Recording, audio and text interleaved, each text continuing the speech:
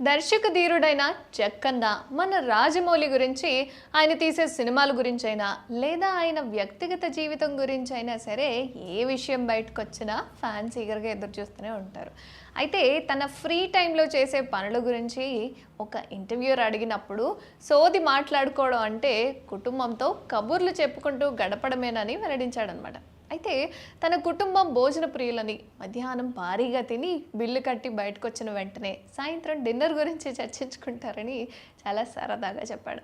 అయితే తన భార్య రాజమౌళి తన స్టైలింగ్లో కీలక పాత్ర పోషిస్తారని, షర్ట్స్ కానీ లేదా ట్రౌజర్స్ కానీ షూస్ కానీ ప్రతి ఒక్కటి కూడా ఆమె సలహాలతోనే నిత్యం ఉంటూ ఉంటాయట. అయితే ఒకసారి రాజమౌళి డీటాన్ క్రీమ్ పుయ్యడం వల్ల తన జుట్టు గోల్డెన్ కలర్లోకి మారిపోయిందట.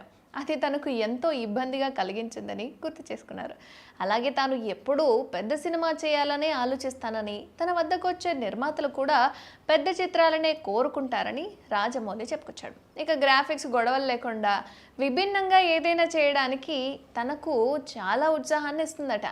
కానీ పెద్ద చిత్రాలు చేయడమే తన సహజ ధోరణి అని, అయితే బడ్జెట్ ఎంత పెద్దదైనా సరే అది సినిమా బిజినెస్ పరిధిలోనే ఉండాలని సూచించారు రాజమౌళి. ఇక మన రాజమౌళి తెరకెక్కిస్తున్న వారణాసి చిత్రం గురించి, దాని అప్డేట్స్ గురించి ఎంతమంది ఎదురు చూస్తున్నారు కామెంట్ చేయండి. అండ్ టైటిల్ ఎలా అనిపించింది?